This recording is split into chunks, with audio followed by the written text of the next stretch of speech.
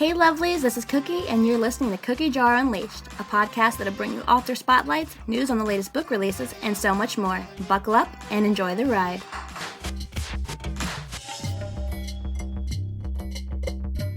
Hey lovelies, welcome to Cookie Jar Unleashed. I'm your host, Cookie.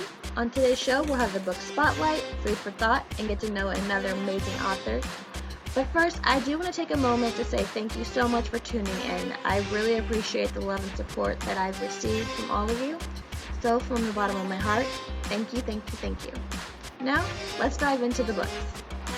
For June releases, we have Break Even by Hope Malone. That is an opposites attract curvy girl short romance that released on June 1st. A Time to Kill by Justina Luther. That is a horror that released on June 7th. Razor's Edge by Andy Lynn. That is an MC romance, and that released on June 10th. I had my own book, The Hitman's Rose, written under my pen name S.E. Isaac. That's a mafia romance, and that released on June 11th. Coming up, we have Sex, Lies, and Techie Guys by Barbara Campbell. That is a steamy contemporary menage romance, and that's releasing on June 28th. Let's see what else we got here. July releases. Coming up in July and up for pre-order, we have Vanilla Cupcakes and Twisted Rainbows by Jessie Bond. That comes out July 2nd. The Passion Fruit Flies, Murder on Independence Day by C.K. Timber. That is a cozy mystery, clean paranormal romance.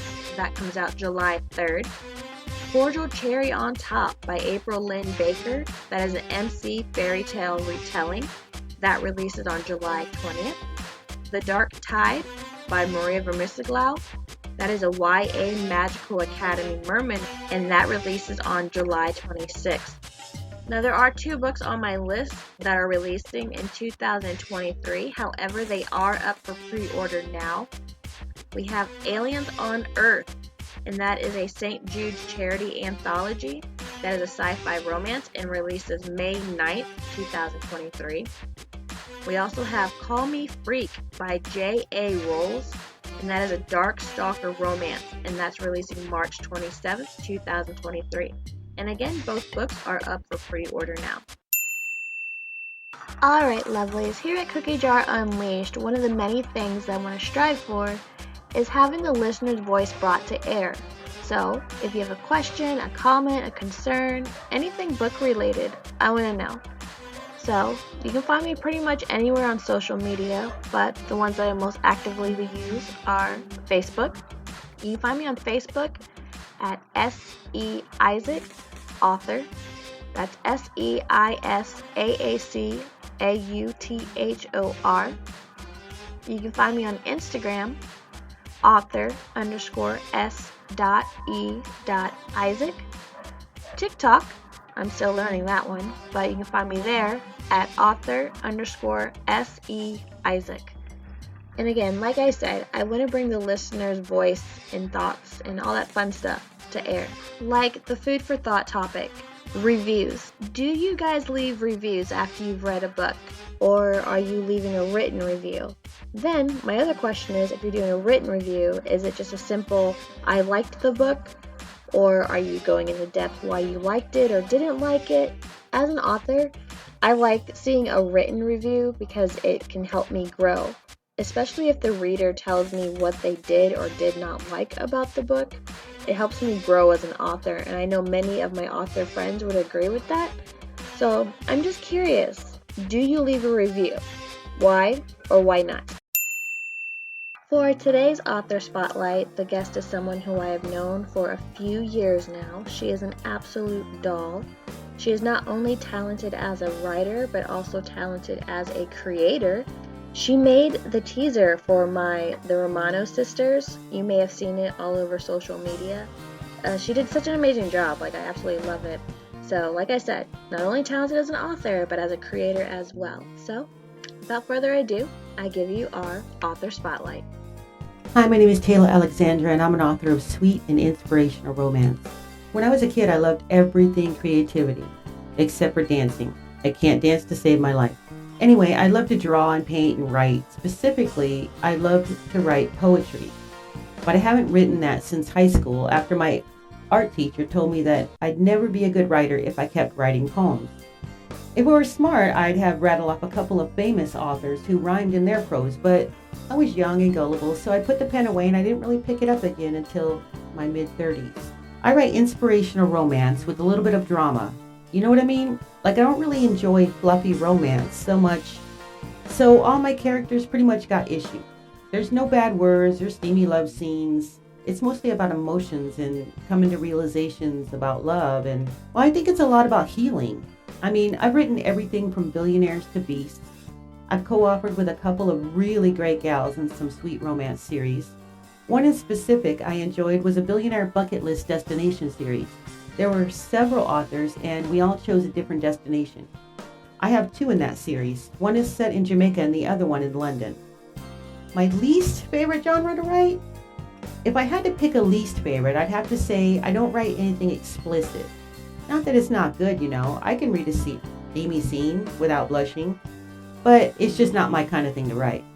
The hardest part about being an author, which I would agree all independent authors would agree with, is all of the hats you have to wear.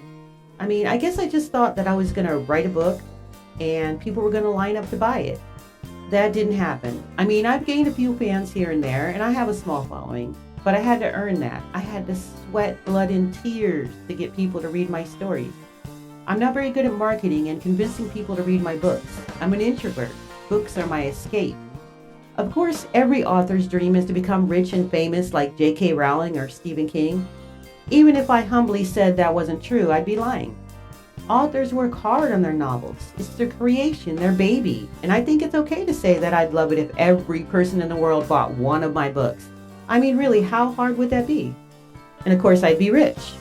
Okay, enough on that fantasy. Speaking of fantasy, some readers hate billionaire stories, which I happen to love to write. But I have to tell you, these guys might be rich, but they're not snooty. These guys got hearts. Now, that is a fantasy a girl can sit on the couch with all evening. I love, love, love reading. I don't do enough of it lately because I'm too busy writing or editing or trying to market my books or just living life. The key word there was trying to market my books because I totally suck at it. Anyway, I can't really say that I have a book boyfriend, but if I had to go with someone, I'm on Team Edward. Favorite author of all time? I'd have to say Nancy Meal. She's a Christian suspense author and she really inspired me to write. A really great down-to-earth gal. Okay, where in the world? Curious minds want to know. Canada or Australia? Totally Australia. I've already been to Canada. I have friends in Australia. It'd be totally cool to go to Australia. 2, Puerto Rico or Italy?